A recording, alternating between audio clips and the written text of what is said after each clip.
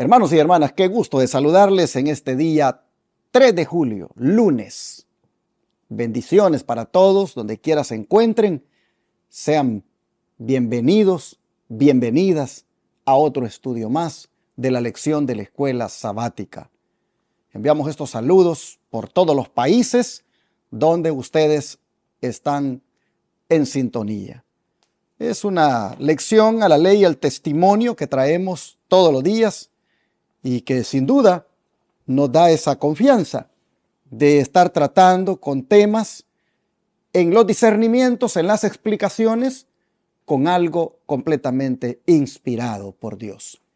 Por eso nos da mucha felicidad estar estudiando esta lección, que para este trimestre, como ustedes saben, está enfocada en la doctrina bíblica del santuario, específicamente en sus símbolos del servicio que se hacía allí.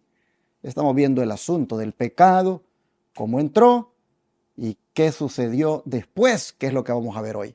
Pero mi hermano Ángelo está aquí para que lo salude. ¿Cómo está mi hermano? Pastor, bien, estamos agradecidos de Dios, bendiciendo su nombre porque nos da la oportunidad de estar aquí un día más de vida. Usted ha sido testigo de que la misericordia de Dios le alcanzó, que está mirando esta transmisión. Así que alabamos su nombre y estamos felices de estar con ustedes una vez más. Sin duda, hermanos, nosotros no podemos dejar de hacer un llamado a tu corazón para que contribuya con este ministerio en diferentes formas.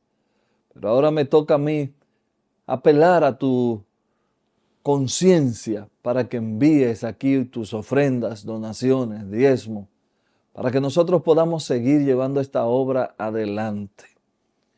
El campamento de vida saludable, las iglesias, la radio, todos los canales de la televisor también. Eso es un gasto y nosotros no tenemos ese dinero. ¿Cómo eso funciona? Gracias a corazones dadivosos como el suyo, que se proponen ayudar esta obra. De antemano, muchas gracias. Que Dios les bendiga. Aquí en la pantalla están las formas en que usted puede hacer sus donaciones, cómo pueden llegar esas donaciones. Si necesita alguna información, por favor llame al 214-881-4029. 214-881-4029. Puede hacerlo también en el WhatsApp, más 1-214-881-4029. De nuevo, gracias, porque el Señor ha puesto en su corazón mandar esa ayuda para nosotros seguir expandiendo este evangelio. No te olvides poner dedito arriba, dale al like, comparte, suscríbete. Gracias a los que se han suscrito en los canales, los números están subiendo y eso es gracias a que usted hace posible que eso pase. Hermanos, la palabra de Dios hoy la vamos a abrir, pero usted tiene también el compromiso de leer su Biblia, hacer su estudio privado. Lea su Biblia. Estamos en tiempos donde la palabra de Dios ha sido tirada por el suelo, así que usted no puede confiar su vida a cualquier hombre. Lea su Biblia. Ahí está la palabra de Dios. Vamos a orar porque hoy vamos a ver qué pasó después que entró el pecado al mundo. El título de hoy es Después del pecado. Así que después de la oración nosotros vamos a ver qué pasó después del pecado. Así que nos gustaría que usted nos acompañe y siga viendo esta transmisión.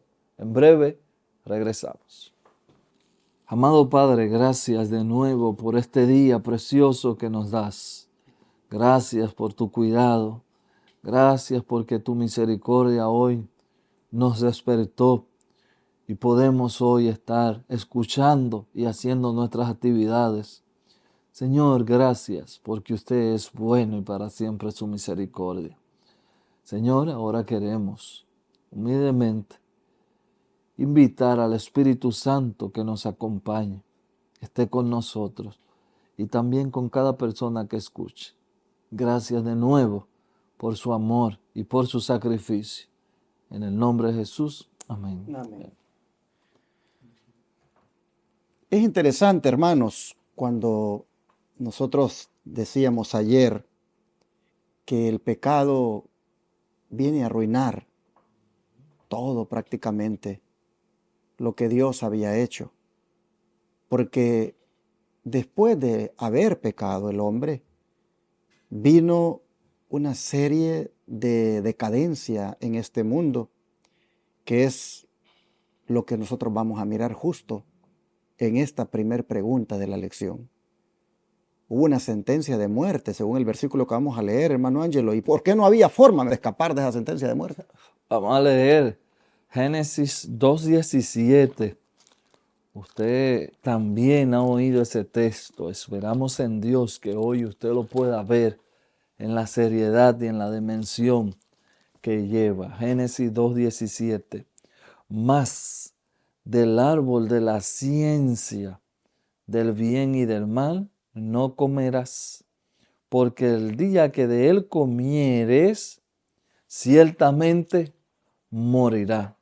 El día que de él comiere, ciertamente morirá. Queridos hermanos, el problema real con el pecado es que el pecado en sí mismo daña y destruye. No solamente daña y destruye al pecador, a usted que lo comete, y también daña a otro. Esa es la seriedad del pecado. El pecado lo que hace es simple y sencillamente empaña. Y vuelvo y lo digo, empaña. Usted sabe lo que es algo empañado. Empaña la imagen de Dios.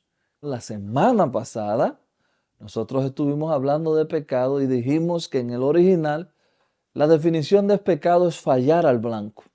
Imagínese, si la imagen de Dios es empañada, ¿cómo usted le va a dar al blanco?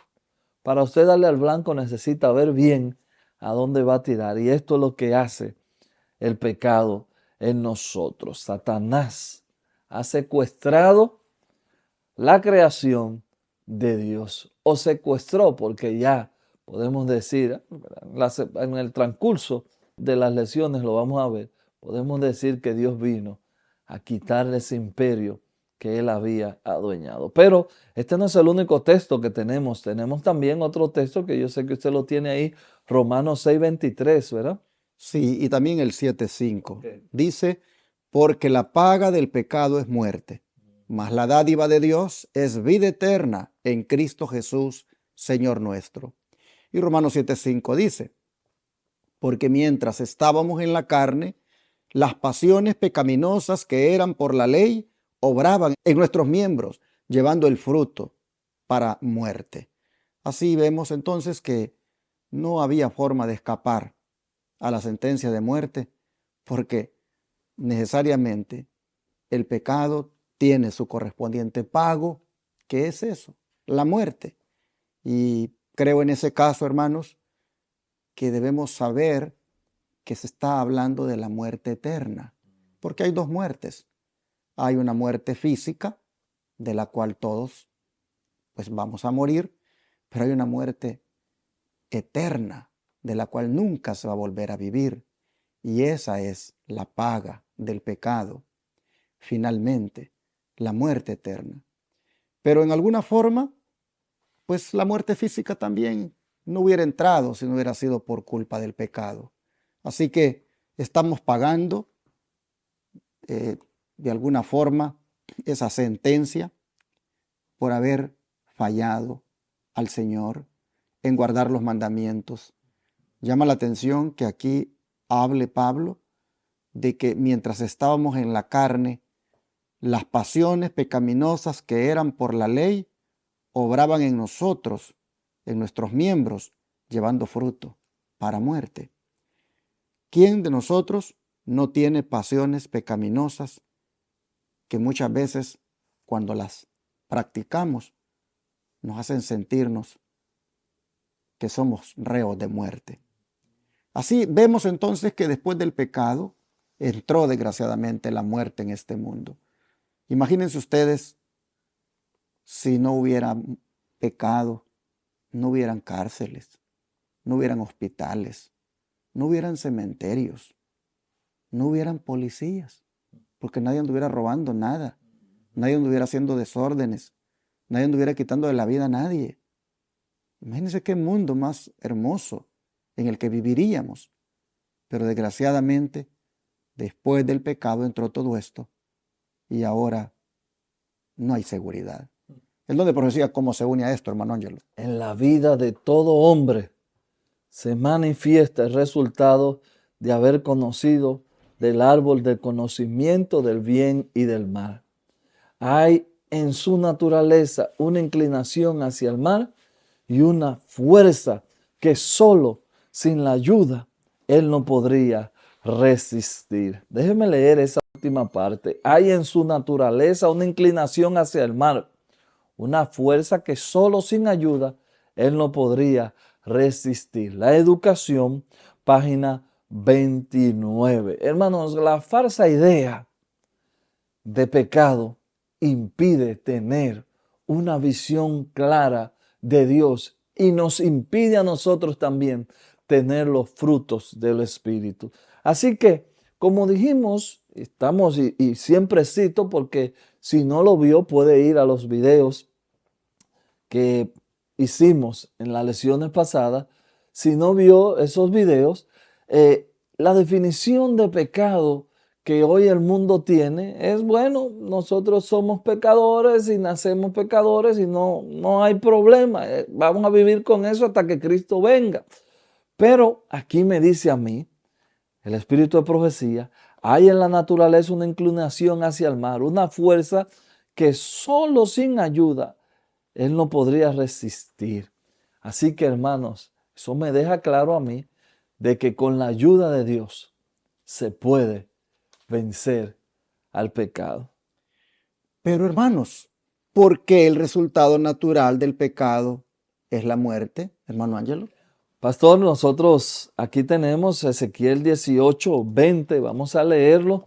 Mientras lo busco, aquí nos da esa opción que toda alma que pecara muere, pero vamos a verlo. También dice que los hijos no son culpables del pecado de los padres. Vamos a verlo para no estar distorsionando el verso 18:20. Dice, el alma que pecare, esa morirá. El hijo no llevará el pecado del padre, ni el padre llevará el pecado del hijo.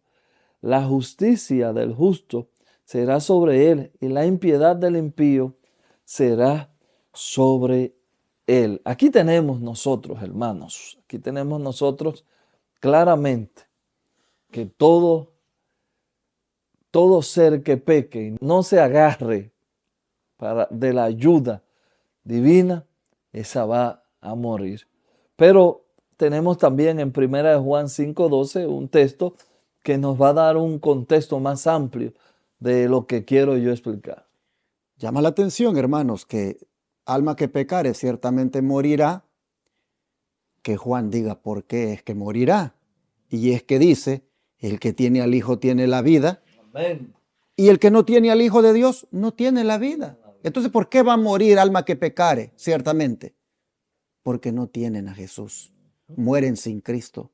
Y como mueren sin Cristo, dice, no tienen la vida. Por supuesto, hermanos, hablando de la vida eterna.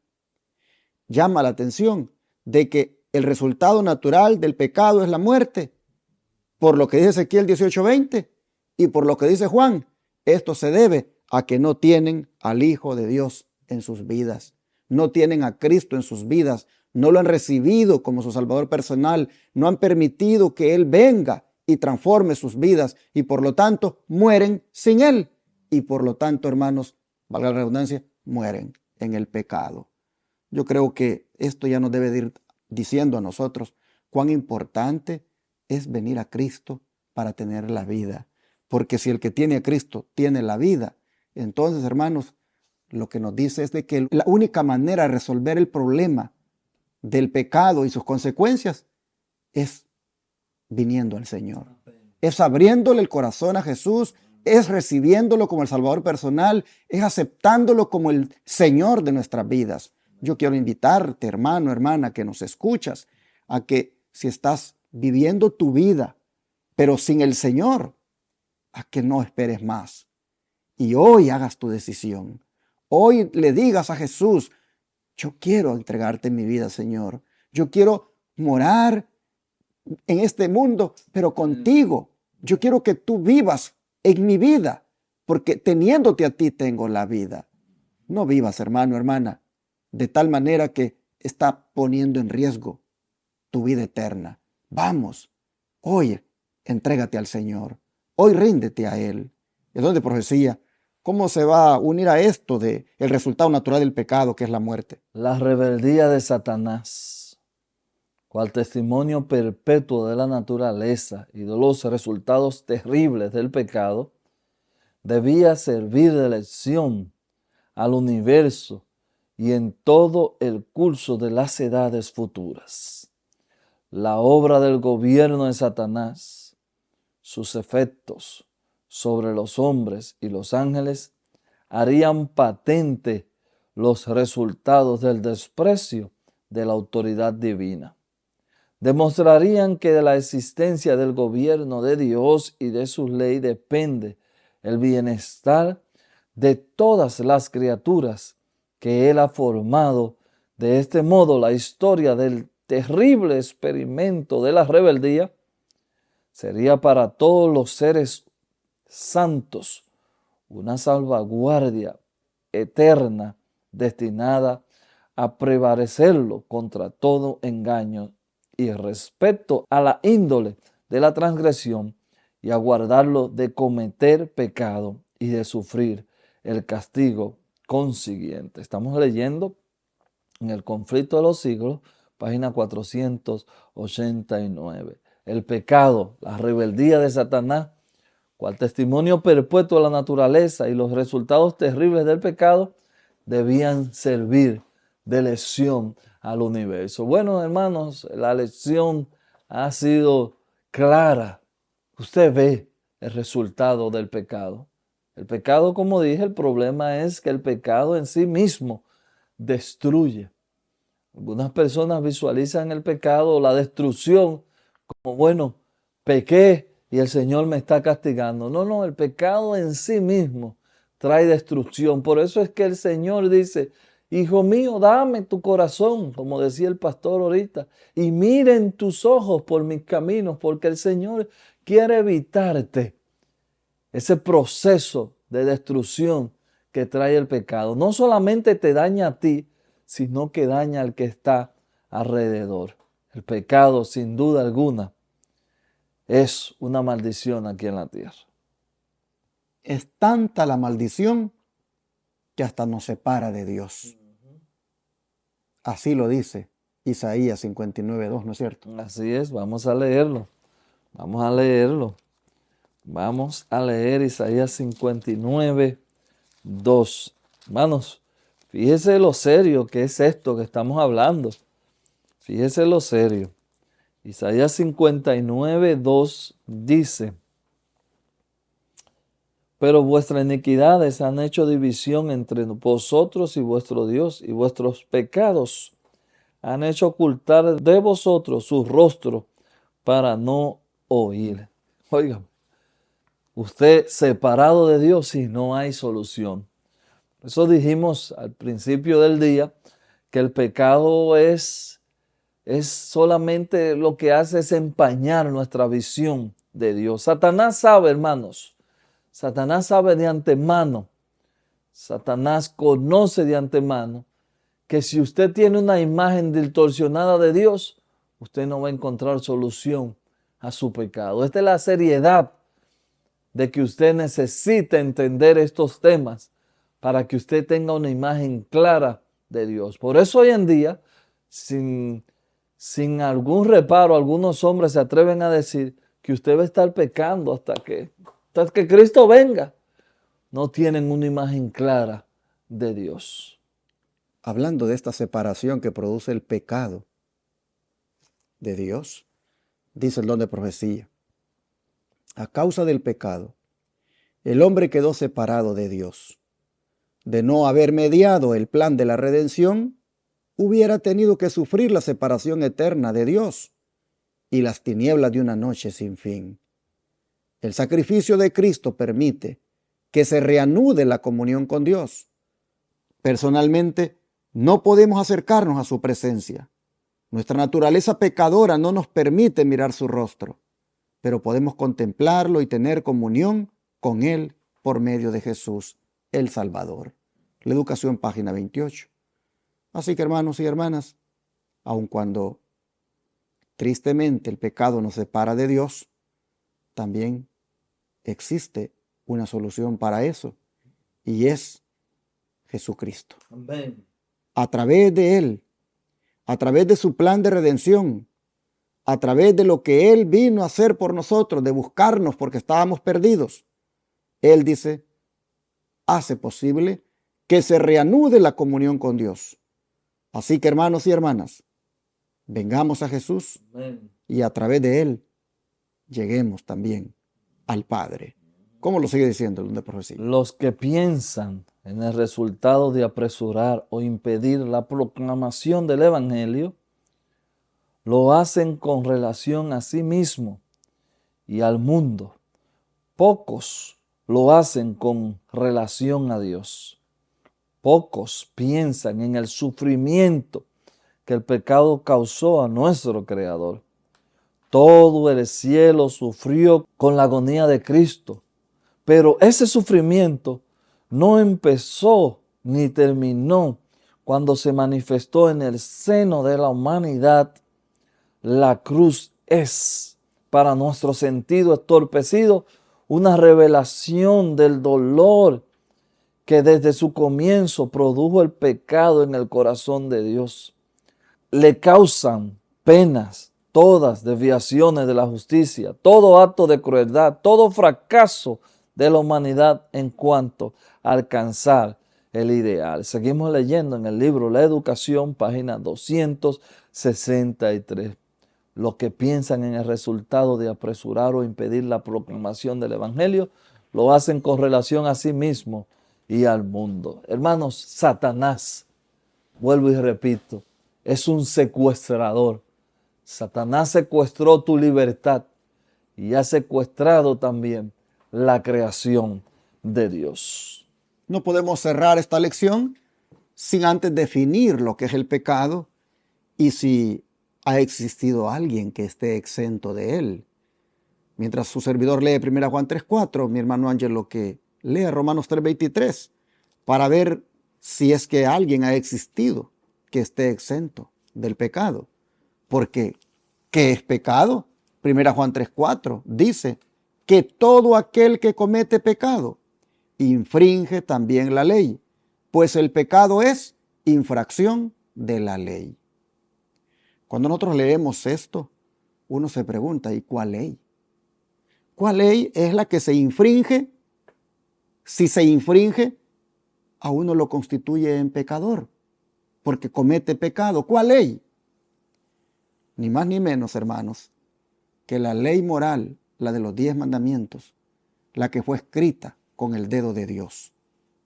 La violación de cada uno de esos mandamientos de la ley de Dios lo constituye a uno en pecador, porque la violación de cada uno de esos mandamientos es pecado. El texto es bien claro.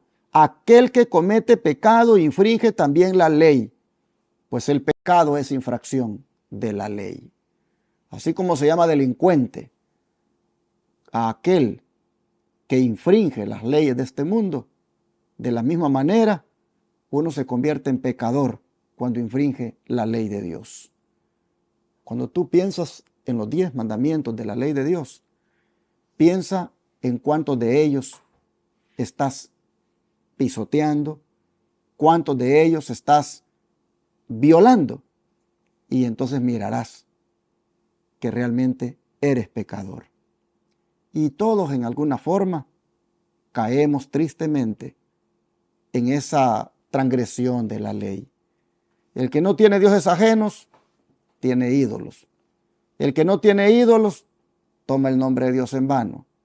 El que no toma el nombre de Dios en vano, ni tiene dioses ajenos, lamentablemente no quiere guardar el día de reposo, que es el sábado, y se pone a guardar otro día, que es el domingo, viernes, o el que le dan en el trabajo. Y violar cualquiera de estos primeros 4 mandamientos, hermanos, es un pecado. Cualquiera de ellos que tú elijas desobedecer, te hace caer en pecado.